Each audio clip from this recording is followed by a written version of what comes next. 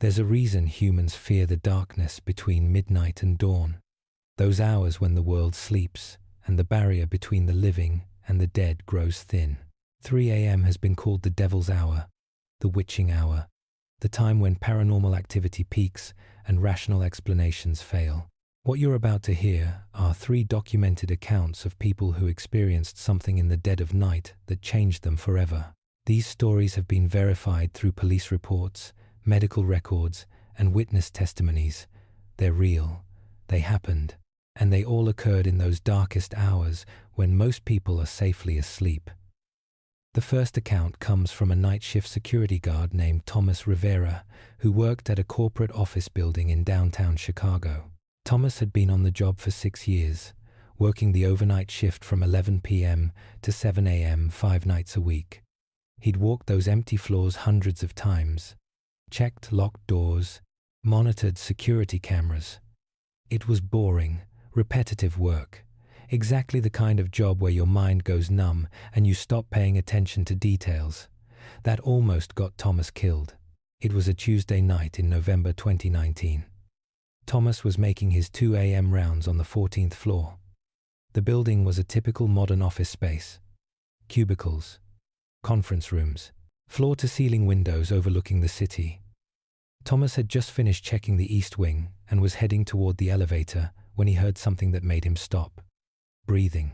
Heavy, labored breathing. Coming from behind him, Thomas turned around slowly. The hallway was empty. Fluorescent lights buzzing overhead. Cubicles creating a maze of shadows, but he could still hear it. Someone breathing. Close. Too close. Thomas called out, his voice echoing through the empty floor. Security. Identify yourself. The breathing stopped. Complete silence for maybe 10 seconds. Then Thomas heard footsteps, running footsteps. Not toward him, parallel to him. Someone was running through the cubicles, staying out of sight, matching his position. Thomas's training kicked in. He radioed the front desk. Possible intruder. On 14. Requesting backup. The radio crackled back. Copy. But Thomas. The motion sensors show no activity on 14 except your signal. You're alone up there. Thomas looked at his handheld security monitor. It showed the floor layout with motion sensor readings. The guard at the desk was right. Only one signal. Thomas's. But he could still hear the footsteps. They'd stopped running. Now they were walking. Slow, deliberate steps. Getting closer. Thomas pulled his flashlight. The only weapon security guards in that building were allowed to carry, and moved toward the sound. He rounded a corner of cubicles, and his light caught something. A figure, standing in the aisle between desks. Completely motionless. It was tall, too tall, its head nearly touching the drop ceiling. And it was wrong.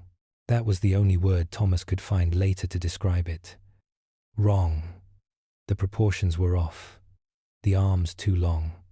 The body too thin. And it was wearing clothes. A suit. But the suit looked like it was from another era. Old-fashioned.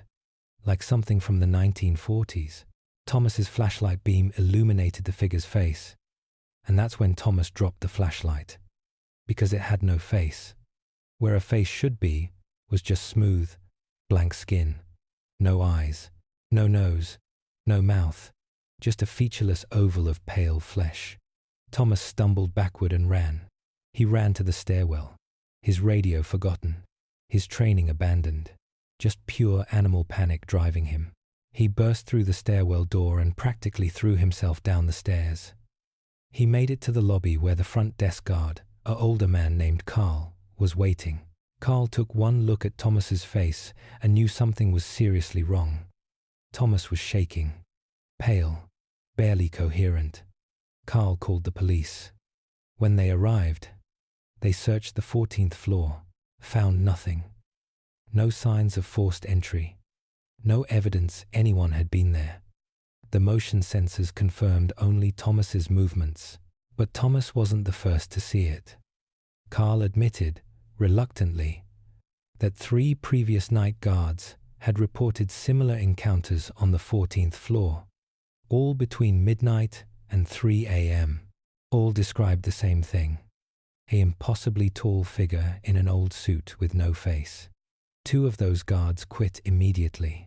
The third, a young woman named Jennifer, had filed a detailed report that the building management had buried.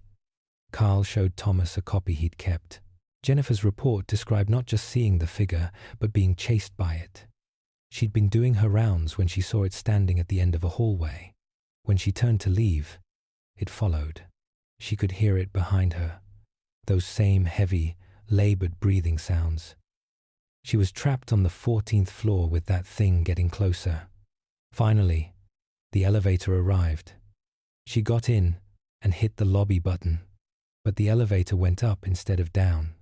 To the 15th floor, the doors opened. The figure was standing there, waiting, as if it had known where she'd go.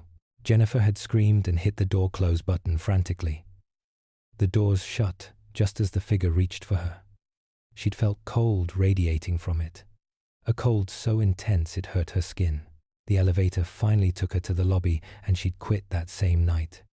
Thomas read the report with growing horror, because Jennifer had included research she'd done on the building. In 1947, the site had been occupied by a different office building. On October 15th of that year, a businessman named Harold Kemp had jumped from the 14th floor. Suicide. He'd been facing embezzlement charges, was going to lose everything. Harold Kemp had been 6 feet 7 inches tall, unusually tall for that era.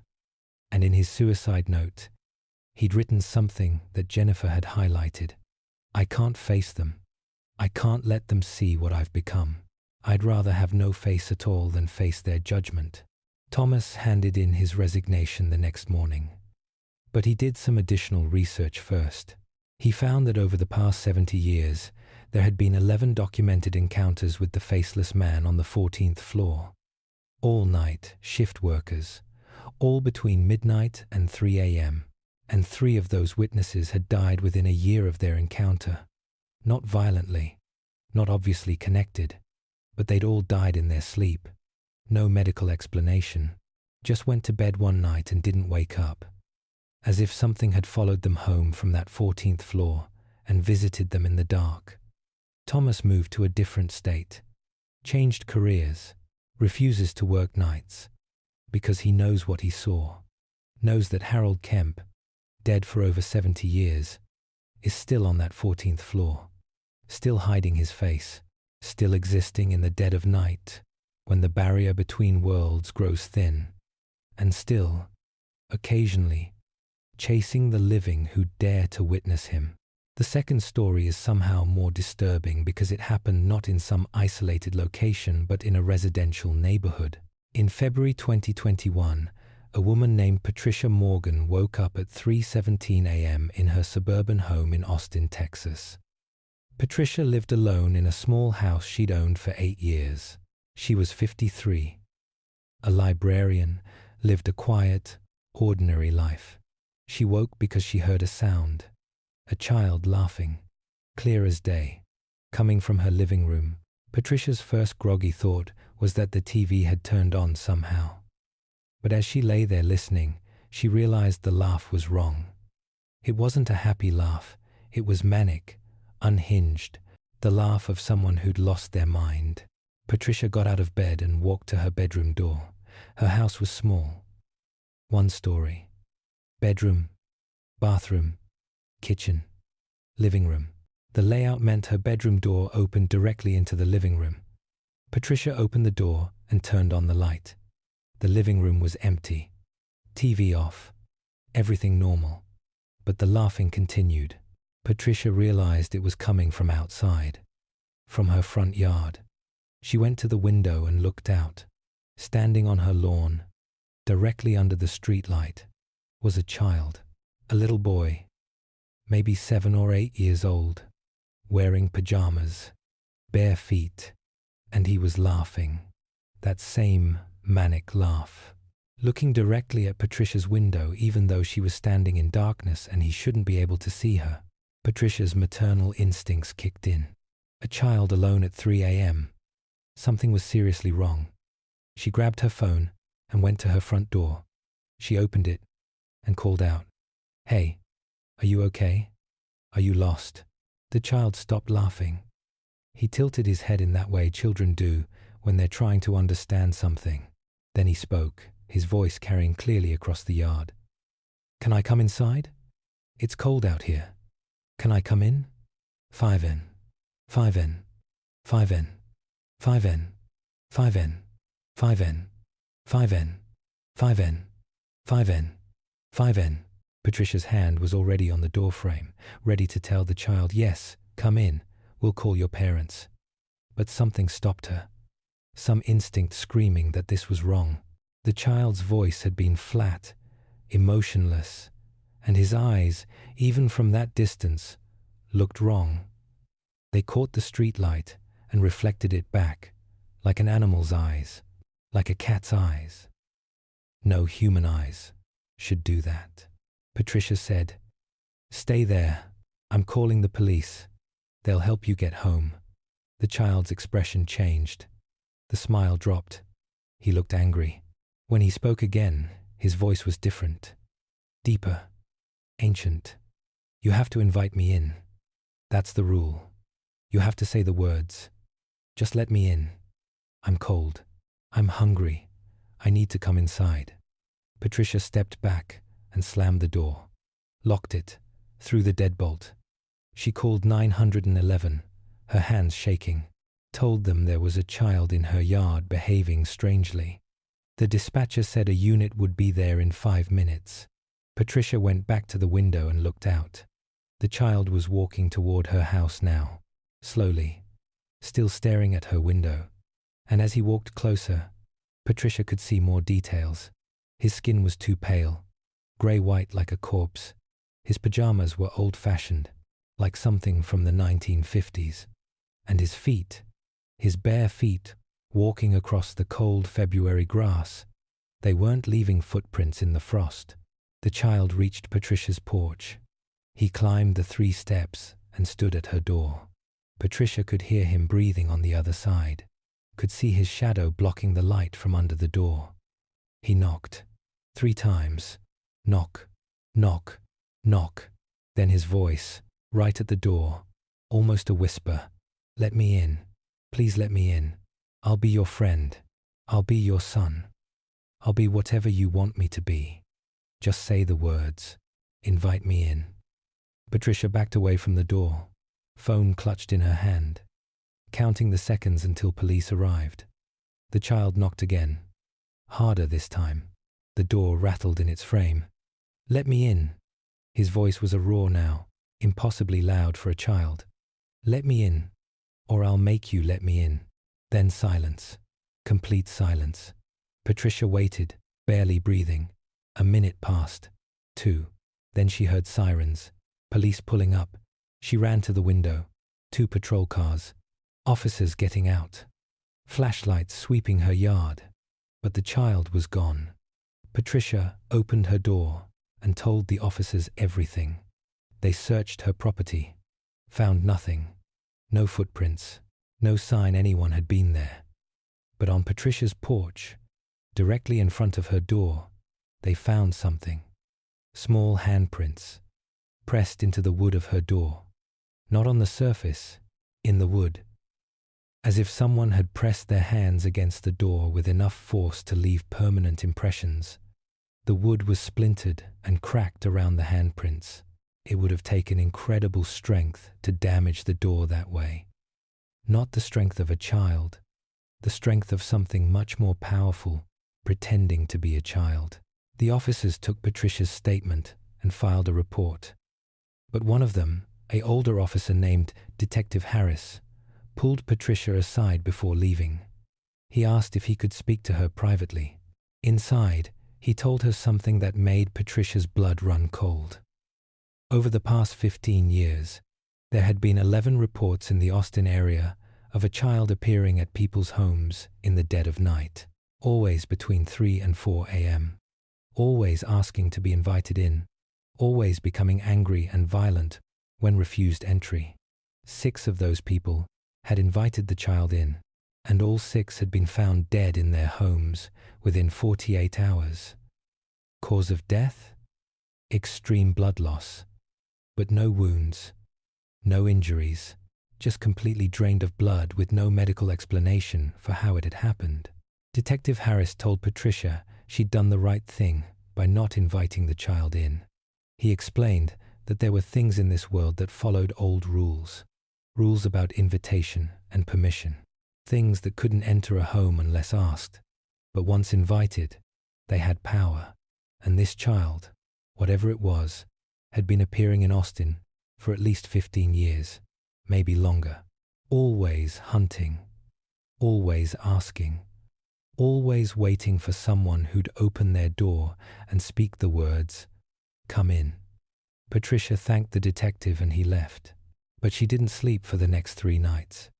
She kept every light in her house on, kept her doors and windows locked and checked, and every night at 3:17 a.m., she'd hear it, faint, distant, a child laughing, that same manic, unhinged laugh, somewhere in her neighborhood, hunting for its next victim, looking for the next door to knock on, the next person to fool with a child's face and a child's voice. Because in the dead of night, when you're groggy and your defenses are down, it's so easy to forget that not everything that looks human is human. And sometimes, the most dangerous predators wear the faces of those we're most inclined to help. The third and final story connects these accounts because it suggests something organized about what happens in the dead of night. In March 2022, a sleep researcher named Dr. Elizabeth Chen was conducting a study on sleep paralysis. Dr. Chen had recruited 30 volunteers to sleep in a lab while being monitored. Brain activity, eye movement, muscle activity, standard sleep study protocol. But Dr. Chen had added something unusual to her study. She'd positioned cameras to record what happened in the rooms while subjects slept. Not just medical monitoring equipment, but actual video cameras pointed at the beds. She wanted to see if people experiencing sleep paralysis showed any physical signs of the hallucinations they reported. What she captured on those cameras was never meant to be seen. The study ran for 2 weeks. Subjects came in, slept overnight while being monitored, and left in the morning. 15 of the 30 subjects reported sleep paralysis episodes, standard rate. But when Dr. Chen reviewed the video footage, she found something that violated every principle of rational science she believed in. During the sleep paralysis episodes, when subjects reported seeing shadowy figures in their rooms, feeling presences, being held down by unseen forces, the cameras captured something.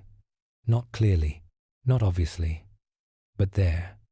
In 12 of the 15 sleep paralysis cases, the video showed distortions, areas of the room where the air seemed to shimmer, where shadows moved independently of any light source. And in 3 cases, the cameras captured clear shapes, figures standing beside the beds. Watching the sleeping subjects, Dr. Chen brought in technical experts to analyze the footage. They confirmed the images weren't artifacts, weren't camera malfunctions, weren't reflections or tricks of light. Something was present in those rooms during the sleep paralysis episodes. Something that the cameras could barely perceive but could detect. Dr. Chen reviewed the timestamps. All 12 distortions occurred between 2:30 and 3:30 a.m. The 3 clear figures were all recorded at almost exactly 3 a.m. Dr. Chen researched sleep paralysis across cultures and found consistent patterns.